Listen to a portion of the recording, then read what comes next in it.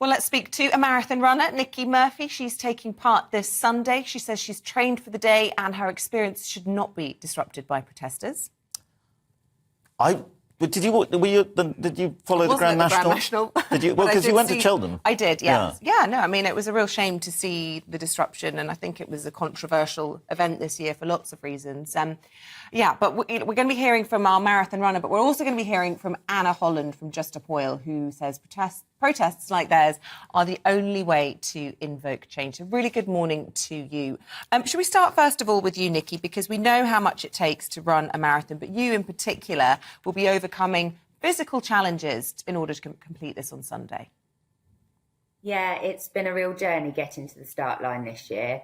I had to have my colon removed last year, and I've been left with a permanent stoma. So this is actually my 11th marathon. I'm a crazy person that keeps going back for more because it is so addictive, but just so important to keep raising money for charity. I raise for two charities, Lupus UK, because my mum has lupus, but also I'm raising for Colostomy UK this year. So getting to the start line is just a crazy thing to do with all the training that goes into it. But to be able to cross the finish line is just so important. So to have that derailed would be, just awful. I have this reoccurring dream that I can't get to the start line. And that's a real worry for me this year now, to think that may come true. Anna, do you feel any guilt hearing the personal stories of people who are not only raising money for charity, doing something good for other people, for society, for the planet? I'm sure lots of people are running for environmental causes as well, but also with their own personal stories, often like Anna's with her own, like Nikki's with their own personal illness, but some people do it for deceased relatives or loved ones as well, don't they? Do you feel bad that these people's race could be disrupted? Well, hi, thank you so much for having me on. Nikki, it's lovely to meet you, and I think it is so admirable that you're running this marathon for such a worthy cause. My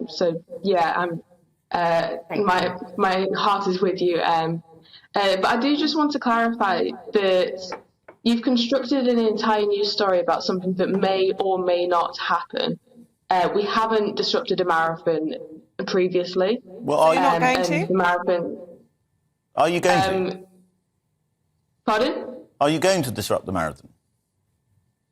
I'm just going to say now, we're not going to disrupt the marathon. So you've constructed an entire news story about something that's not even going to happen.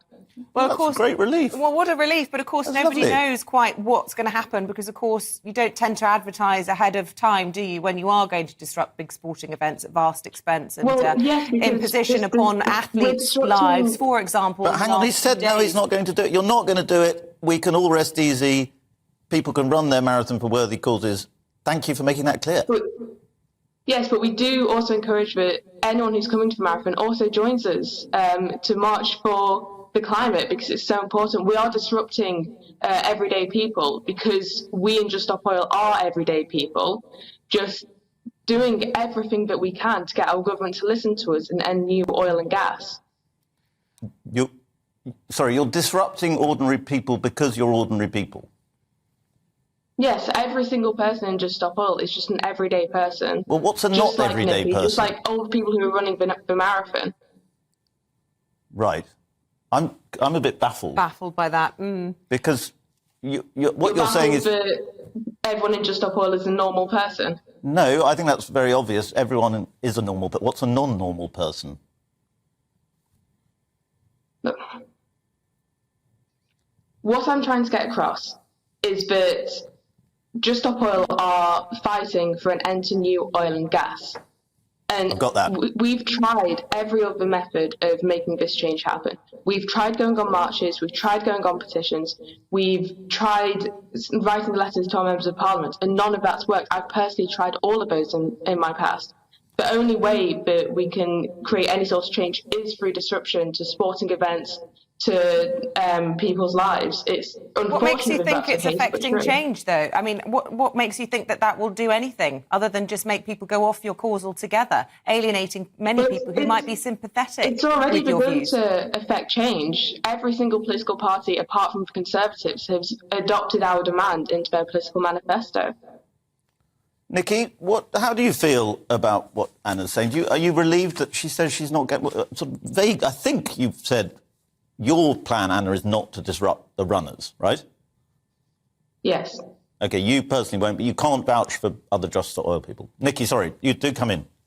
That's what I've taken from it, and I am, my goodness, so relieved. I felt emotional when you said that. I nearly started crying. So, yeah, I plead with you not to disrupt the marathon on Sunday, because it will affect the charities, if I'm honest with you, more than anything, because, God, like, months and months and months have gone into raising. I mean, I've raised nearly £2,000 now for my charities, and I want to keep going with that. So I plead with you not to disrupt on Sunday the marathon. So, yeah, I'm very, very grateful for that. And that's what I've taken from that. I don't want to get into arguments or political stuff, because that's not what I'm here for. I'm here to represent my charities and to hope that it wouldn't happen on Sunday, and just to tell my story. So I don't want to get into... we respect that, and you've got enough to worry about, so we totally understand that, Nikki. But I just want to ask Anna, because in the papers this morning there are suggestions that Just Stop Oil have liked a map posted of the King's Coronation's procession route, and that this could be taken as an indication of possible eco-activism happening then. Would you like to rule out on air, given the opportunity now, that you won't be doing that? I think it's an incredibly important thing to note, that when you say Just Stop Oil's tactics aren't working, the fact that we like to post on Twitter has made national news. That doesn't show that our disruption is working. We're getting the climate crisis. That doesn't answer the question. I'm not asking you whether right now about your effectiveness. I'm asking, will you be disrupting the coronation of King Charles III? I can't answer that. I'm sorry. Interesting. Watch this space. I love these guys because it's sort of trolling, isn't it? It's like what are you? Well, you want to make people angry, and that makes trolling. No, because you want to make people angry, and that proves to you that you're fighting for your lives. That's what. No, we want to end new oil and gas. Yes, I understand that. It's going to kill us all. You don't think that the royals are huge advocates of environmentalism and conservation, and perhaps not the right people to be targeting? Well, I never said if we're targeting the royals or not. You didn't rule it out. That's good enough for me. Anna, I think we should just say thank you for promising not to yourself disrupt the marathon, because obviously that was a great relief to Nikki. And Nikki, thank you very much for joining us. Thank you. We wish you all the very best. Thank you for having me. Thank you, Anna, too. Yeah, thank you both.